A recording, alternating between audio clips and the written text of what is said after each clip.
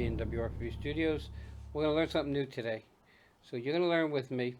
I've heard this before, this term logistics and whatever, but I really don't know much about it.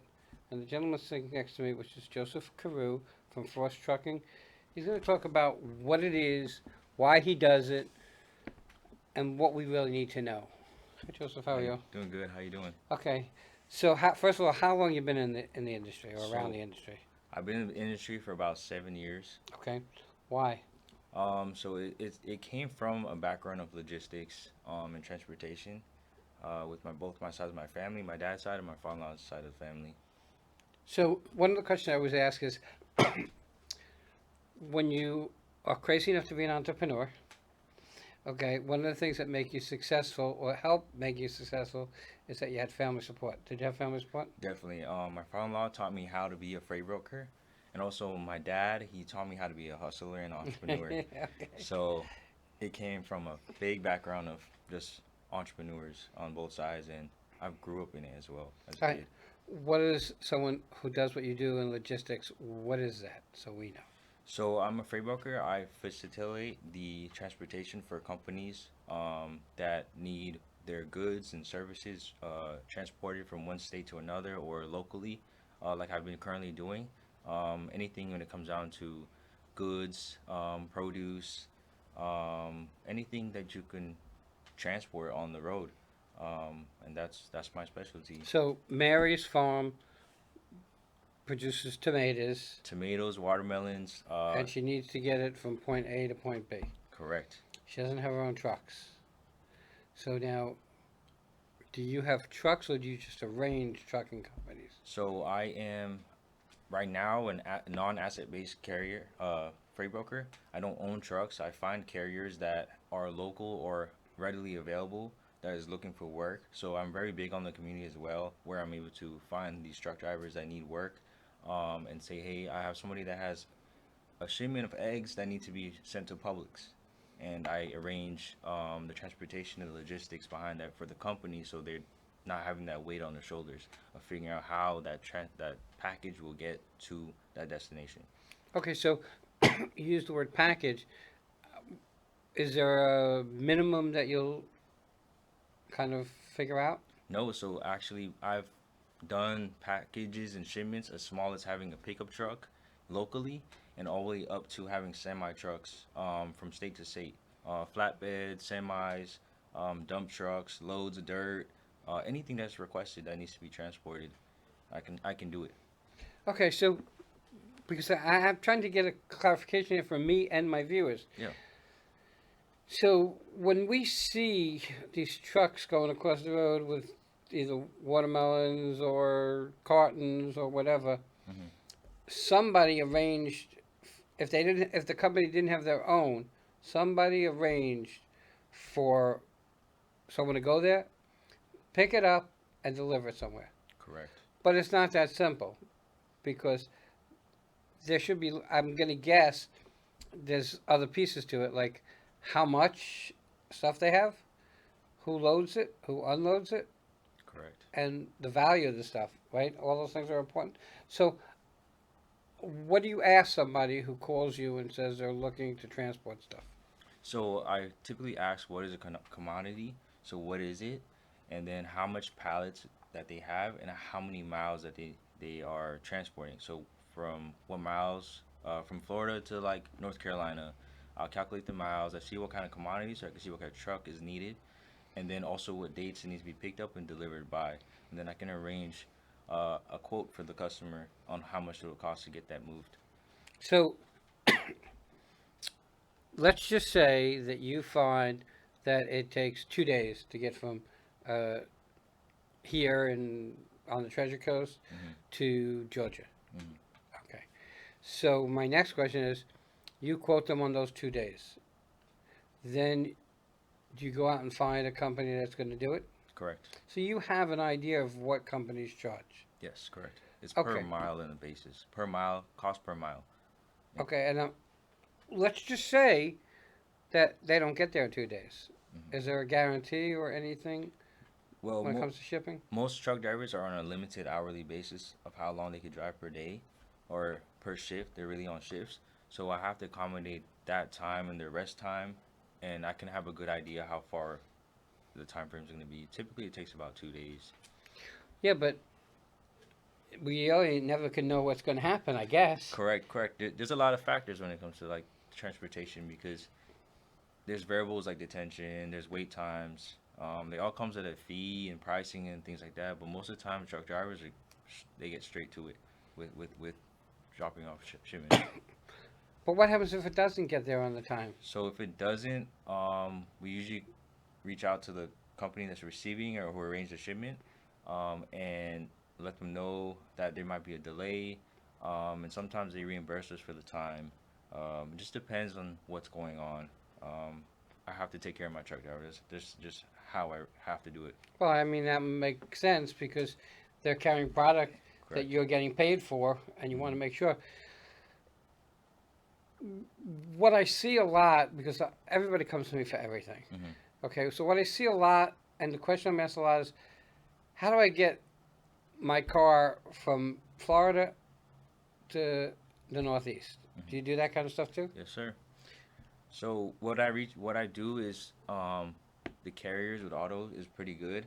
Um, Most companies that transport automotive vehicles, they can hold uh, a wide range of vehicles on their trucks. So you're able to portion it out and get them delivered to any state that you want to.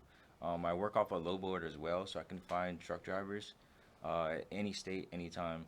They post up when they're available and they're looking for work, and I can just reach out to them.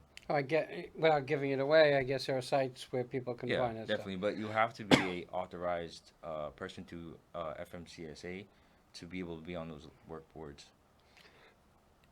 Is there things that you? I mean, I'm gonna bet there are things that you can't ship, like firearms, Yeah, correct. Correct. okay, and drugs, Correct, definitely. and alcohol Definitely, definitely. and tobacco. I think those are like specialty items. Yeah, those are specialty items. You have to have a lot of insurance and the right authority from the government to get those things moved. With my company, I'm also certified to work with the federal government for contracts because I was a veteran. So that allows me to maybe get some military shipments. Maybe to get working with military bases in the federal government, FEMA stuff too as well, hurricane things in Florida. So it's a big field, and you know, It's interesting because I think it's a field that most of us have like zero clue. yeah, Okay, so I guess the only reason that you have a clue is because you had family that was in it. definitely. Otherwise, it probably wouldn't have been something that you would have.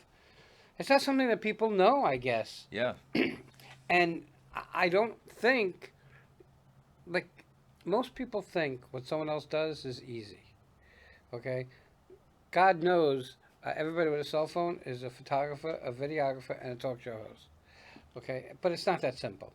Okay? We produce what we produce, and it looks the way it does because it's our expertise.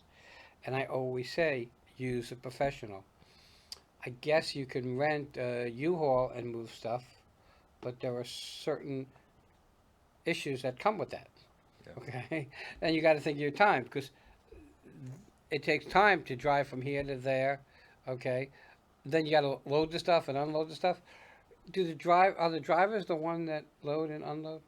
Most of the time, no, actually, bigger companies they actually load the trucks themselves because the liability of it being misloaded wrong or missing pallets or anything like that is gonna fall on the driver, and the company doesn't want that. They want to make sure everything's in there, it's set a certain way, pictures are taken care of, the temperature's right, anything like that, the goods are okay before they send it off.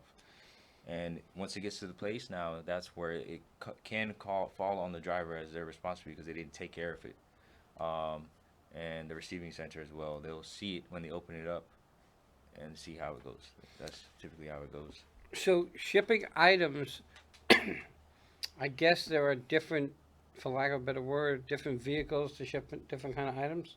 Correct. And I'm guessing if there's a loading dock, it would be a different kind of vehicle that would, I guess, be able to back up to that loading dock. Correct.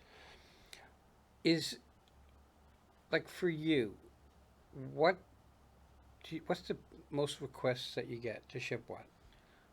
So far I've been doing a lot of reefer trucks, which is like goods and produce, cold goods. Um, you have like chicken, you have watermelon. The watermelon season just passed in Florida. So far locally as well, I've been getting calls for local pickups and deliveries. Instead of having to rent out a U-Haul or anything like that, you can call me and I'll have somebody come to you to pick up what you need to get picked up and delivered to your house. So, if I'm getting this correctly, you're almost like, I don't want to say you're a moving company because you're not really a moving company, No, okay? But you move goods and products. exactly. So, really, you are kind of not, you're just not like a house moving company, No. okay? So, I call you up, I got all these tomatoes that got to be moved. Are there things that you offer? So, I have, I don't know, uh, I need a semi truck, okay? Do you offer insurance? Yeah, so I have insurance for cargo. Um, it goes up to a certain amount of money to be able to work with certain companies. Because if something happens with that shipment while it's on the route to where it needs to be, just say the temperature drops in a reefer truck, the produce is bad at that point. So I have to be liable to cover the insurance, the receiving company on the products, what it costs. So everything's insured, everything's So certified. do you, so is each shipment insurance different, or do you have one insurance like a blanket insurance? We have one insurance. We have a blanket and also a general liability, auto insurance, cargo insurance, reefer breakdown insurance, just to double also the shipment itself and covering myself for the carrier, just in case the carrier is not certified or insurance like they need to be. Um, I'm a facilitator. What? Okay, so let's go to the other side for a second. I have a truck, and I want to get in. I want you to call me up and give me some jobs. Hmm. What do I need to have for you to allow me to ship? So you need to have your carrier authority by FMCSA. You need to have a W-2 for me. You need to have your insurance. You need to have also an MC number that allows you to transfer goods and products, anything outside the state. Most moving companies only can be within the state, so with that, they can be able to drive outside the state. And also driver's license and just basic I stuff. guess you have to have a certain kind of license. Yeah. Okay, we're getting to the top of our time. How do people find you? You have a phone number? Yeah, so you can find me on Facebook and Instagram at Frost Trucking. My phone number is 772-834-1350. Everybody, I've said this, I said it a million times. You want to use a professional. A couple of reasons. One is if you don't use a professional, it's going to cost you 5 times more in money and 10 times more in frustration. Gosh knows you wouldn't see me having to load stuff in a truck for a couple of reasons. One is I'm older than dirt, and two is you want it loaded properly, Exactly. okay? Because if things shift, it's going to be an issue. Now, before I let you go, every so often I see the state troopers have um, people that check the trucks, and on the turnpike and 95, they have stops where they inspect the trucks or whatever's inside the trucks. Is there like, I don't know what it's called, of what's in the truck? Hmm. Okay? I mean, is there like an inventory or whatever? Yeah, so we have a BOL, which is basically a transcript of basically everything that's inside the truck, how much it weighs, how many pallets, and what kind of goods it is. Because DOT does inspect the trucks just in case there's anything illegal going on. And also, all trucks have to be under a certain weight level and match what the BOL is saying. So if they are overweight, they're going to be fined, they're going to be ticketed, things like that. Um, that's how they keep things on the road legal and right. There's nobody human trafficking, anything like that. Everybody use professional. Joseph, thank you so much. You're welcome. Everybody will be right back.